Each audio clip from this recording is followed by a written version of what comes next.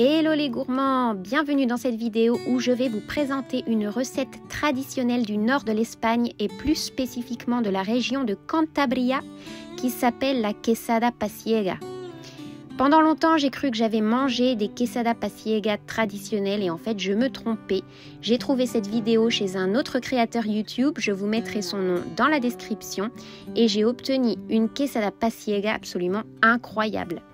Donc pour la réaliser, vous aurez besoin de sucre, de fromage frais de vache, ainsi que de beurre, de sel et de farine.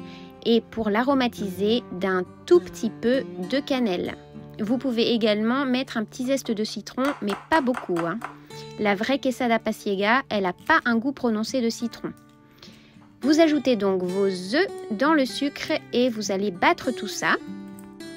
Vous allez voir, cette recette est vraiment simple comme bonjour et c'est un des meilleurs gâteaux au fromage que j'ai mangé. Et en tant que fan et obsédée de cheesecake, je peux vous dire que ce n'est pas peu dire. Battons donc bien les œufs avec le sucre. Lorsque le mélange est homogène, nous allons nous occuper de faire fondre le beurre au micro-ondes. Pas besoin de le faire fondre complètement comme vous verrez. Je l'ai fait fondre comme ça, vous voyez, il y avait encore des petits morceaux de beurre pas très fondus, mais aucun souci. Parce qu'en fait, cette recette traditionnelle, ensuite, tout va s'amalgamer au moment de la cuisson au four et vous verrez que ce n'est pas un problème. Vous ajoutez donc le beurre au mélange sucre et œuf et vous mettez ça de côté. Ensuite, nous allons nous occuper de mettre notre fromage dans un grand saladier. Il en faut 750 g en tout. Vous avez toutes les quantités en description. Et là, nous allons écraser notre fromage à la fourchette grossièrement parce que ce qu'on ne veut pas, c'est avoir un fromage frais complètement lisse. Et là, c'est pour ça que je vous recommande d'utiliser un fromage qui n'est pas liquide ou pas comme un fromage de type Philadelphia. Il faut vraiment que ce soit un fromage frais, mais plutôt de fromager avec une texture granuleuse. Par exemple, de la ricotta ou même de la ricotta un peu sèche. Vous ajoutez au fromage une petite pointe de sel, pas trop si le fromage est déjà très salé, et la petite pointe de cannelle. Et ensuite, ce que vous allez faire, c'est que vous allez incorporer le mélange œuf, sucre, beurre au mélange de fromage écrasé grossièrement à la fourchette. Ne vous laissez pas tenter par une envie de tout mixer avec un mixeur plongeant parce que comme le dit le créateur YouTube qui a montré cette recette et dont je me suis inspirée, il ne faut surtout pas obtenir un mélange lisse et c'est bien ça qui fait la particularité de la quesada pasiega. Évidemment, en fonction du fromage utilisé, vous aurez plus ou moins des gros morceaux. Mais moi, comme vous pouvez le voir, j'ai laissé vraiment des assez gros morceaux de fromage et c'était tellement bon au final. Vraiment, n'hésitez pas à faire exactement comme moi.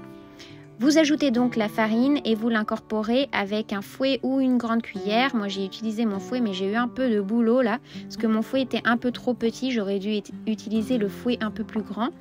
Et c'est quand même une pâte assez dense, comme vous le voyez. Donc, allez-y, faites votre gym. Et ensuite, une fois que vous avez terminé d'incorporer toute la farine et que vous n'avez plus de grumeaux de farine, mais oui, des grumeaux de fromage, votre pâte à quesada pasiega est prête.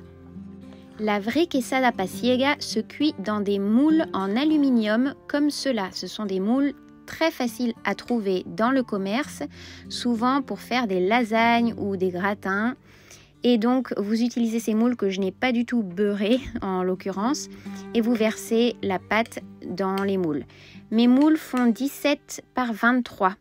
Ce sont des dimensions qui sont parfaites pour cette quantité de pâte de quesada pasiega. Vous pourrez en faire 2, comme ça, il y aura plus de rue. Et vous répartissez bien la pâte sur toute la surface des moules.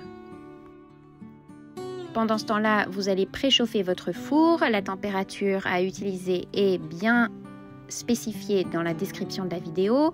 Vous lissez la surface, pas besoin de trop lisser, franchement, c'est une recette vraiment très facile à faire. Vous la mettez au four et vous allez voir l'odeur déjà qui se répand du four, c'est divin. Vous allez voir que la quesada commence à gonfler et ensuite elle va colorer et en fin de cuisson il faudra qu'elle soit bien dorée. Surveillez la cuisson mais de toute façon le temps préconisé est écrit en description, vous avez tous les détails. Je vous raconte même pas l'odeur de ce gâteau, c'est incroyable et le goût bien entendu. Une fois que la quesada sort du four, vous allez devoir la laisser refroidir complètement. Et quand elle est à température ambiante, vous pouvez la placer une petite heure au frigo. Mais moi, je l'ai simplement laissée environ 3-4 heures à température ambiante. Et c'est à température ambiante que je l'ai découpée pour vous montrer sa consistance.